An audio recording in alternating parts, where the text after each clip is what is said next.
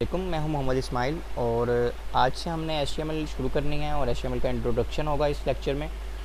HTML एक most important language है web page बनाने के लिए और काफ़ी लोग मैंने देखा है कि इसको इम्पोर्टेंस नहीं देते, हालांकि ये बेसिक चीज़ है। जब हम पढ़ना सीखते हैं तो हम लिखने को काफ़ी टाइम देते हैं, यानी लिखना सीखने के लिए हम काफ़ी टाइम देते हैं। हमारी जो सारी की सारी वेबसाइट है वो HTML के ऊपर डिपेंडेंट होती है, यानी कि HTML के टैग्स होते हैं, उसके ऊपर पूरी CSS, पूरी जावास्क्रिप्ट और आगे जो भी लैंग्वेजेस हैं वो HTML के ऊपर डिपेंडेंट होती हैं। लेकिन हम HTML को इतनी तवज्जो से नहीं पढ़ते क्योंकि हमें लगता है ये काफ़ी आसान लैंग्वेज है और छोटी सी लैंग्वेज है, लेकिन ये काफ़ी इंपॉर्टेंट और लेंथी लैंग्वेज है। हमें इसके सारे टैग्स पढ़ने चाहिए और जो यूज़ होने हैं। तो आज से हम ये इंट्रोडक्शन पढ़ेंगे और मैं कोशिश करूँगा कि अपने कोर्स में एक्सप्लेन करूँ, सही से सारे टैग्स को एक्सप्लेन करूँ ताकि आगे जाके हमें वापस HTML के ऊपर आना पड़े। मोस्टली क्या होता है, हम HTML को जल्दी जल्दी करने की 2 घंटे या 3 घंटे में कवर करने की कोशिश करते हैं। होता क्या कि उससे हम दोबारा जब CSS पे जाते हैं या जावास्क्रिप्ट पे चल जाते हैं तो वापस हमें HTML पे आना पड़ता है। हमें कोई नया टैग मिलता है या ये नया टैग हमें यूज़ करना पड़ता है, तो हमें उसको देखना पड़ता है कि वो HTML में कैसे यूज़ होगा। तो इससे अच्छा ये है कि हम HTML में ही सारे टैग्स पढ़ लें जो कि HTML में यूज़ हो सकते हैं। हाँ, जो टैग्स होते ही जावास्क्रिप्ट के साथ यूज़ हैं या CSS के साथ यूज़ हैं, हाँ उसको हम CSS में जाके पढ़ सकते हैं या जावास्क्रिप्ट में। लेकिन जो हम सिर्फ HTML में पढ़ सकते हैं, हमें चाहिए कि हम वो HTML में कवर करके ही आगे चलें। तो इसको आपने इंपॉर्टेंस देनी है ताकि आपको समझ आए कि HTML होती क्या है, बेसिक लैंग्वेज है कि वेबसाइट की। पढ़ लेते हैं थोड़ा सा। What is HTML? HTML stands for hyper text markup language. HTML is a standard markup language for creating web pages. Web pages के लिए जो स्टैंडर्ड होता है, बनाने के लिए एक स्टैंडर्ड रख दिया गया है, वो HTML है। स्टैंडर्ड यानी कि वो वर्ल्ड वाइड यूज़ होगा, पूरी दुनिया में एक ही स्टैंडर्ड होगा, यानी कि HTML से ही वेबसाइट बनेगी और किसी चीज़ से नहीं बनेगी। तो इसलिए इसकी काफ़ी इंपॉर्टेंस है। HTML describe the structure of a web page. जो वेबसाइट का पूरा स्ट्रक्चर, यानी कि अगर बिल्डिंग से इसको हम वेबसाइट को हम अगर कंपेयर करें तो वेबसाइट पूरा ढांचा देती है। जैसे बिल्डिंग के बनाने से पहले एक ढांचा बनाते हैं पहले, वैसे ही वेबसाइट बनाने से पहले HTML में उसका ढांचा बन जाता है। HTML consist of series of elements. HTML में बहुत सारे एलिमेंट्स होते हैं जो HTML का सारा काम करते हैं। HTML elements tells the browser how to display the content. और वो जो एलिमेंट्स होते हैं वो ब्राउज़र को, यानी कि ब्राउज़र का मतलब क्या है, क्रोम, फायरफॉक्स और ये UC ब्राउज़र, ओपरा, इन सारों को बताते हैं कि आपने जो कंटेंट है उसको शो कैसे करवाना है। HTML elements label pieces of content such as this is a heading, this is a paragraph, this is a link. वो बताता है कि ये एक पैराग्राफ है, इसको पैराग्राफ की तरह शो करवाओ, ये हेडिंग है, इसको हेडिंग की तरह शो करवाओ। एडिटर में जाके देखते हैं, थोड़ा सा हम पढ़ लेते हैं, 1 मिनट। अच्छा, अब हमने HTML की फ़ाइल कैसे बनानी है हम वो देख लेते हैं। हमने यहाँ से, ये हमारा विजुअल स्टूडियो है, 1 मिनट, ये विजुअल स्टूडियो है, इसको हम खोलेंगे। विजुअल स्टूडियो कोड इसका नाम है, ये यहाँ पे लिखा हुआ आ रहा है विजुअल स्टूडियो कोड। आप इंटरनेट से डाउनलोड कर सकते हैं, मैं लिंक डिस्क्रिप्शन में भी रख दूँगा। हम यहाँ से फाइल में जाकर भी न्यू फाइल बना सकते हैं और Ctrl+N से भी न्यू फाइल बना सकते हैं। यानी Ctrl+N अगर हम इकट्ठा दबाएं कीबोर्ड से तो भी न्यू फाइल बन जाएगी, और फाइल में जाके न्यू फाइल करें तो भी न्यू फाइल बन जाएगी। अब यहाँ पे आ गया United-3, यानी कि इसने ये खुद ही से नाम रख दिया एक। हम इस फाइल को सेव करने के लिए Ctrl+S भी दबा सकते हैं या फिर हम इसको Ctrl+S से यहाँ से सेव भी कर सकते हैं। अच्छा, इससे क्या होगा, हम यहाँ पे जैसे डेस्कटॉप पे ही सेव कर लेते हैं। हम इसको लिख देते हैं, कोई भी नाम लिख देते हैं। ये हमारी फर्स्ट ये फाइल है तो लिख देते हैं फर्स्ट फाइल। अच्छा, जब नाम लिख दिया, जो भी नाम लिख सकते हैं, उसके बाद .html लाजमी लिखना है। .html से हमें ये पता चलेगा कि ये HTML की फ़ाइल है। जैसे हमारे पास इमेज फाइल होती हैं, वीडियो फाइल होती हैं, ऑडियो फाइल होती हैं, ऐसी HTML की फ़ाइल कैसे पता चलेगी? .html की एक्सटेंशन के साथ। ये हमारी फ़ाइल हो गई है सेव। अब यहाँ पे ये ऑप्शन मैंने सेलेक्ट किया हुआ है ऑटो सेव का। अगर आप ये ऑप्शन सेलेक्ट नहीं करेंगे तो आप जो भी लिखते रहेंगे यहाँ पे, ये देखें यहाँ पे डॉट बन गया।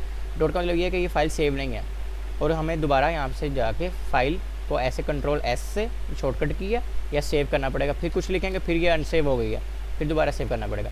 तो इसका हल है कि आप यहाँ से ऑटो सेव कर दें, तो ये जो भी लिखते रहेंगे आप, वो सेव होता जाएगा। अब इसमें लिखना क्या है वो हम देख लेते हैं। दोबारा मैं बता दूं, फ़ाइल न्यू कहाँ से बननी है। ये फ़ाइल न्यू यहाँ से बनेगी, न्यू फाइल यहाँ से। और फाइल सेव कैसे होनी है? Ctrl+S से या फिर यहाँ से सेव एज़ पे जाके या सेव से। सबसे पहले क्या लिखना है, the doctype HTML declaration defines that this document is an HTML format. HTML के काफ़ी सारे फॉर्मेट आते हैं, यानी कि अपडेट्स आती रहती हैं। जो आज हमने यूज़ करनी है वो HTML5 है, और उसको डिक्लेयर करना यानी कि बताना कि हम कौन सा वर्जन यूज़ कर रहे हैं, उसके लिए हम लिखते हैं ये एंगल ब्रैकेट लिखते हैं, शिफ्ट दबा के, ये M के बाद हमारे पास कीबोर्ड में होती है, शिफ्ट दबा के अगर हम लेस देन का साइन लिख दें तो इसको हम एंगल ब्रैकेट कहते हैं। उसके अंदर हमने लिखना है एक्सक्लेमेशन मार्क, जो कि शिफ्ट दबा के 1 से आएगा। उसके बाद हमने लिखना है डॉक टाइप, इसको हम कैमल केस में भी लिख सकते हैं, और दूसरा क्या नाम है स्मॉल केस में भी लिख सकते हैं, स्मॉल लेटर्स में भी लिख सकते हैं, और कैपिटल में भी लिख सकते हैं। उसके बाद हमने लिखना है HTML, और हमने ये टैग बंद कर देना। यही एंगल ब्रैकेट जो लेस देन की थी अब ग्रेटर देन की लिख दी है।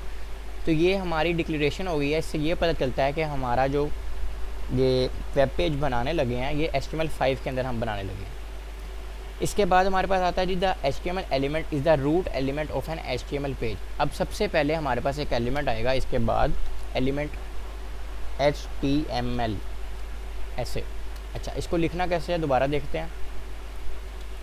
मैं जूम इन कर देता हूँ ताकि आपको नज़र आए। एक मिनट। अच्छा, ये एंगल ब्रैकेट, उसके बाद जो भी हमारा टैग या एलिमेंट का नेम होगा उसको लिखेंगे HTML, जैसे हमारा पहला एलिमेंट का नेम है जो हमने यहाँ पढ़ा है HTML, ठीक है। उसके बाद हमने ये एंगल बंद कर देना।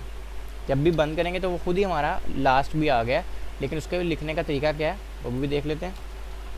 फिर शुरू करना है, इसमें और शुरू वाले में ये फ़र्क है, यहाँ पे एक फॉरवर्ड स्लैश आएगी और फिर वापस ये नाम आ जाएगा और फिर बंद हो जाएगा।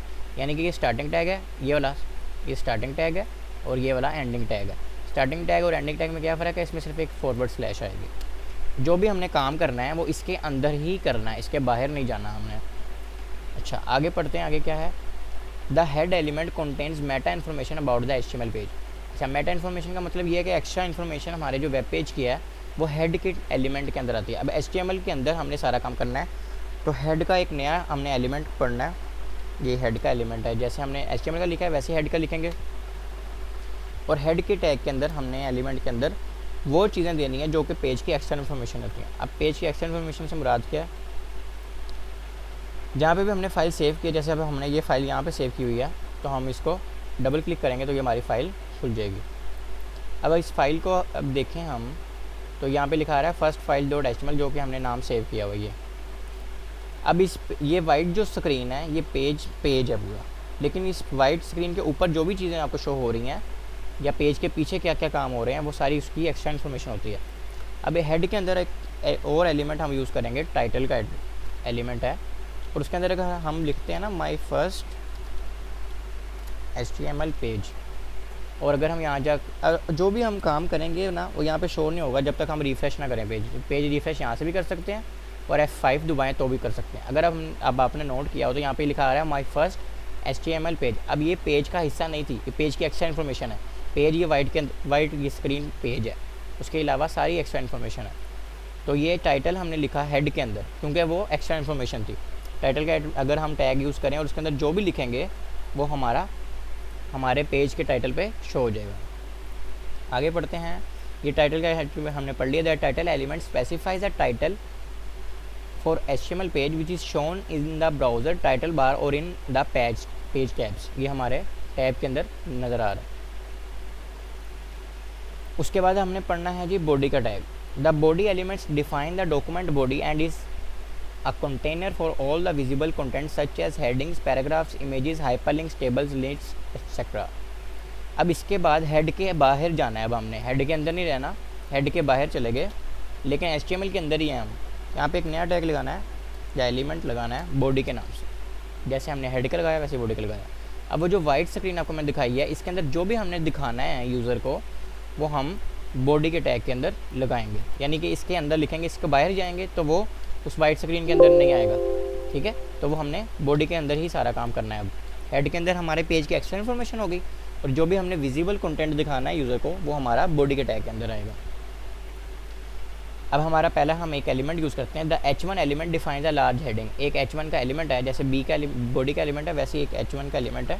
H1 ये बंद किया। अब अगर हम इसमें जो भी लिखते हैं दिस इज़ आ हेडिंग, तो वो एक एज अ हेडिंग शो होगी। अगर हम रिफ्रेश करें पेज को तो ये हमारे पास एक हेडिंग हो गई है, लार्ज साइज़ में आ गई है और क्या हुआ है, बोल्ड हो गई है। अगर हमने हेडिंग अपने वेब पेज में शो करानी होगी तो हम H1 का टैग यूज़ करेंगे, ये सबसे बड़ी हेडिंग शो करवाएगा। आगे जाके हम हेडिंग को बाद में भी पढ़ेंगे, तो तसल्ली रखें, कोई मसला नहीं है। अभी सिर्फ हम थोड़ी सी एग्जांपल देख रहे हैं।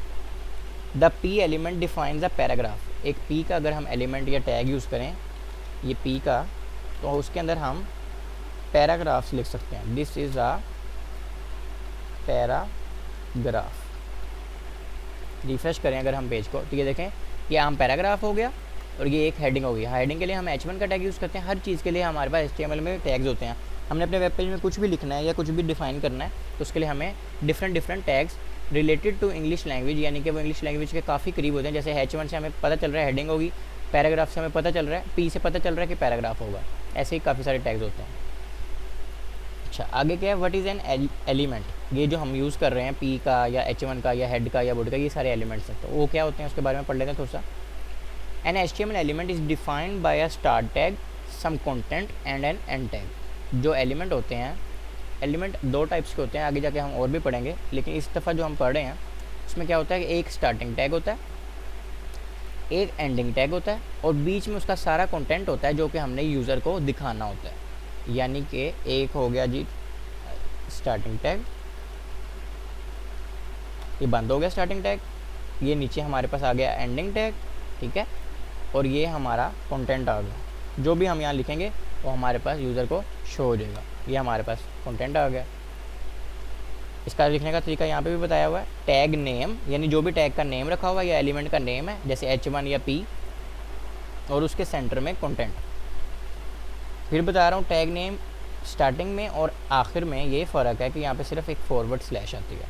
फॉरवर्ड स्लैश कहाँ से आएगी, ये जो हमारी एंगल ब्रैकेट्स हैं उसके बाद क्वेश्चन मार्क का एक बटन बना हुआ कीबोर्ड पे, अगर शिफ्ट के साथ उसको यूज़ करें तो आ जाएगी।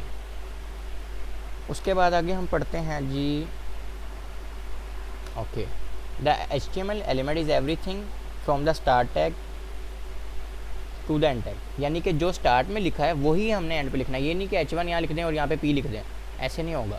यानी कि यहाँ पे अगर हम H1 लिख दें और यहाँ P लिख दें तो ऐसे नहीं करना। जो यहाँ लिखना है वही वहाँ पे भी लिखना है। यानी कि स्टार्ट में भी वही होना चाहिए और एंड पे भी वही होना चाहिए। H1 हेडिंग के लिए और P पैराग्राफ के लिए। आज के लेक्चर में हम इतने पढ़ेंगे ताकि आपको समझ भी आए। हम ज़्यादा पढ़ेंगे तो वो ओवरलोडेड हो जाएंगे। नेक्स्ट लेक्चर में हम आगे एक्सप्लेन करेंगे टैग्स को और एलिमेंट्स को, और बाकी टैग्स भी हम पढ़ने की कोशिश करेंगे, हेडिंग के टैग्स को पढ़ने की कोशिश करेंगे। और अगर आपको कहीं से भी मसला आता है, कोई चीज़ समझ नहीं आती, तो आप कमेंट करें ताकि मैं आपको वो मसला हल कर सकूं। और मैं ये रिकमेंड करूँगा कि आप जैसे जैसे लेक्चर देख रहे हैं साथ साथ प्रैक्टिस भी करें ताकि आपको समझ आए।